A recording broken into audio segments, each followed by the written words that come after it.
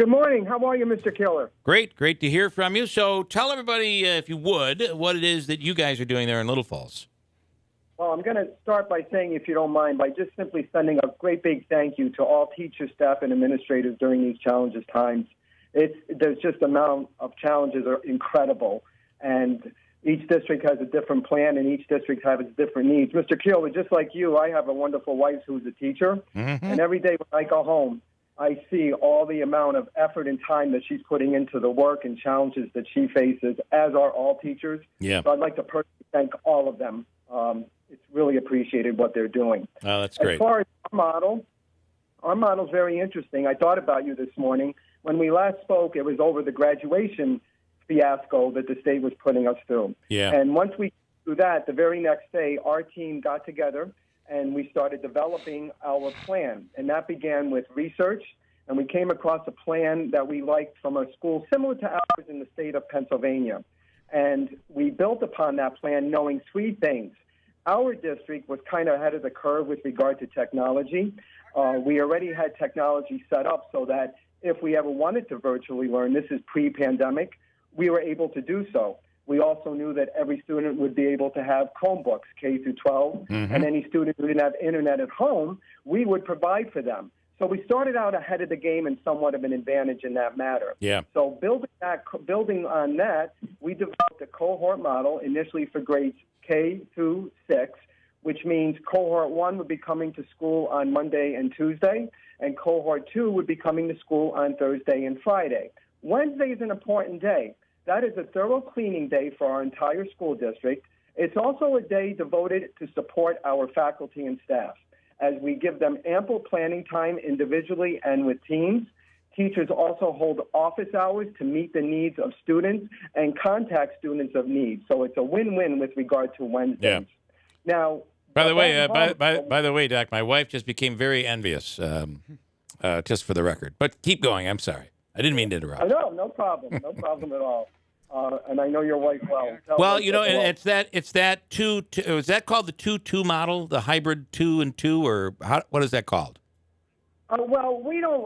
I've heard of that. We're not referring it to that. We just refer it to cohort 1 and 2. Got it. And I could talk all day, and I know I have limited time, but there's many different variations of it. So with Benton Hall, our elementary school, K through 5 building, when cohort 1 is here, first off, when we built this model, the primary way to build a model effectively is you first have to look at your busing, because you have to meet all CDC and Department of Health guidelines with regard to social distancing on the buses, as well as masks. It's all about student safety.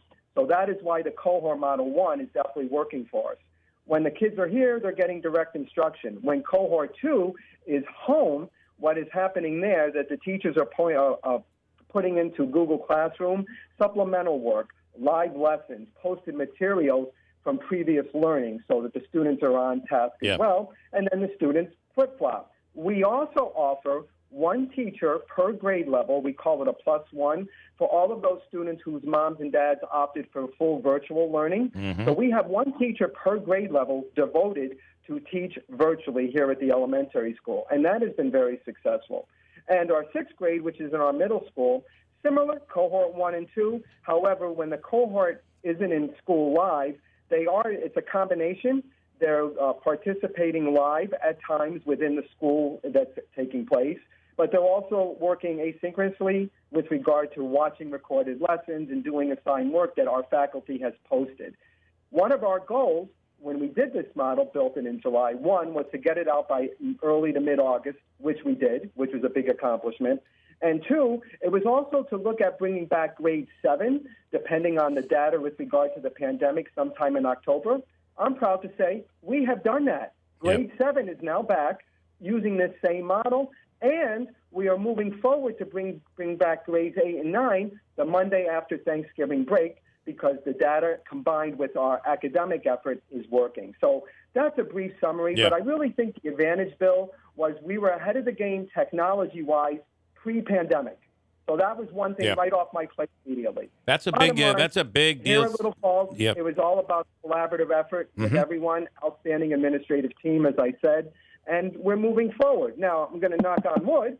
because anything can happen. My life goes from day to day. It goes from hour to hour with regard to the pandemic. And as you know, it's difficult times.